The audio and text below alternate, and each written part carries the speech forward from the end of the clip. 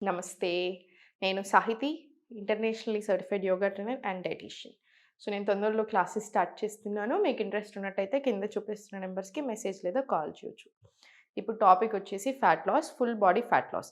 చాలామంది fat loss అయ్యే ప్రాసెస్‌లో నేను వెయిట్ తగ్గట్లేదు కదండీ! నేనేం చేయాలి అని అడుగుతా ఉంటారు. అంటే లైక్ ఫాస్టింగ్ చేయొచ్చా? అంటే లైక్ కంటిన్యూయస్ వాటర్ ఫాస్టింగ్ అంటున్నారు. ఇంకేదో ఫ్రూట్ ఫాస్టింగ్ అంటున్నారు. 1 మీల్ ఎ డే అంటున్నారు. ఇలా రకరకాల ఫ్యాట్ డైట్స్‌కి ఎందుకెళ్తున్నారు? అసలు అట్లా విమెన్ అయ్యుండి మనం 10 డే ఫాస్టింగ్, వాటర్ ఫాస్టింగ్ అసలు బతకగలుగుతారా?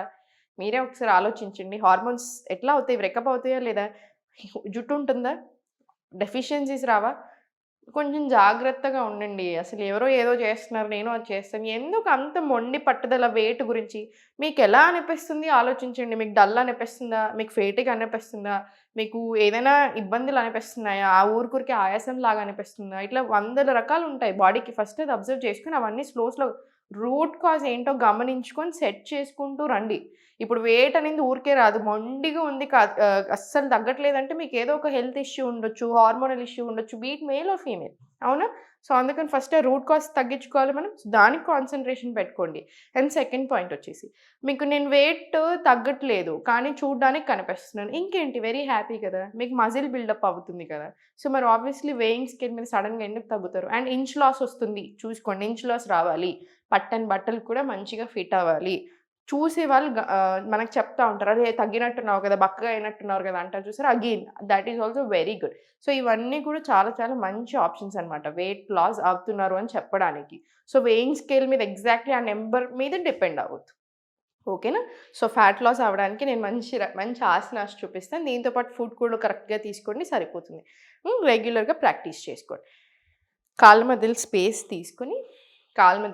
తీసుకొని సర్వాంగ పుష్టి తీసుకుందాం. సర్వాంగ పుష్టి one of the best asanas లాగా కన్సిడర్ చేస్తామని చెప్పాను కదా! మీకు ఇంతకుముందు కూడా right on top, left bottom, స్లోగా లెఫ్ట్, రైట్, లెఫ్ట్ చాలా స్లోగా చిన్న బ్యాక్ స్ట్రెచ్ ఇవ్వండి. మళ్ళీ స్లోగా 2 చిన్న బ్యాక్ స్ట్రెచ్. మీకు వర్టిగో లాగా ఉంటే ఈ ఆసన అవాయిడ్ చేయండి. 10 రౌండ్స్ ఇటు సైడు లెఫ్ట్, మళ్ళీ same left, right, back 10 rounds వచ్చేలా చూడండి. సో, మొత్తం ఓవరాల్‌గా మనకి ఎంతొస్తాయి?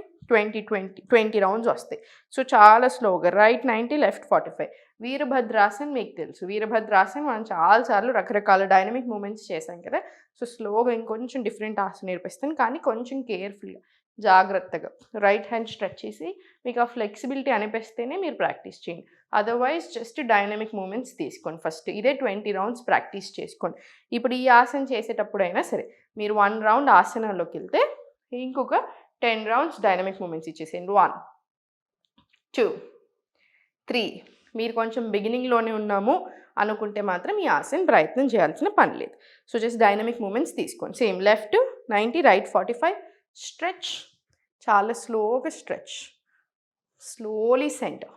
మళ్ళీ సేమ్ డైనమిక్ మూవ్‌మెంట్స్. 1, 2, 3, 4 ఇలా 10 రౌండ్స్ రాని. స్లోగా సెంటర్ తీసుకొని స్లోగా ఆపోజిట్ సైడ్ ఫీట్ ప్లేస్‌మెంట్ తీసుకొని చాలా జాగ్రత్తగా స్లోగా ఇన్‌హేల్, ఎక్స్‌హేల్ సెంటర్. మళ్ళీ ఇన్‌హేల్ డౌన్, ఎక్స్‌హేల్ అప్ దేవ్యాసన్. Inhale down open, exhale close. Inhale, exhale. Knees మీద అసలు ప్రెషరే పడదు మనకి ఈ ఆసనాలో కూడా. ఇది కూడా ఒక 5-10 రౌండ్స్ రానియండి. నీ పెయిన్స్ లేకపోతే మీరు ఇంకా హ్యాపీ ప్రాక్టీస్ చేసుకోవచ్చు. నీ పెయిన్స్ ఉంటే ఇవన్నీ ప్రాక్టీస్ చేయరాదు. స్లోగా సెంటర్ తీసుకొని రైట్ లెగ్ సైడ్ తీసుకొని స్లోగా సెంటర్ తీసుకొని సైడ్‌కెళ్ళిపోండి. స్ట్రెచ్ చాలా స్లోగా center. Slowly to right stretch. Slowly hand open త్రికోణాసన్. మళ్ళీ చాలా స్లోగా సెంటర్. 5 రౌండ్స్ ఇటు side same. Right forward, left side ways same త్రికోణాసన్. మళ్ళీ స్లోగా పైకి. Slowly center. ఈ ఆసన కూడా అంతే. 5 రౌండ్స్ ప్రాక్టీస్ చేసుకోండి. మీకు ఎక్కడి వరకు బెండ్ వస్తే అక్కడి వరకు రండి. నీస్ మాత్రం స్ట్రెయిట్ ఉండాలి. ఈ హ్యాండ్ కూడా పైంది స్ట్రెయిట్ ఉండేలా చూసుకొని సరిపోతుంది. 5 రౌండ్స్ రానివ్వండి. ఓకేనా? Slowly center. స్లోలీ మలాసన్. 1 deep breath in and out.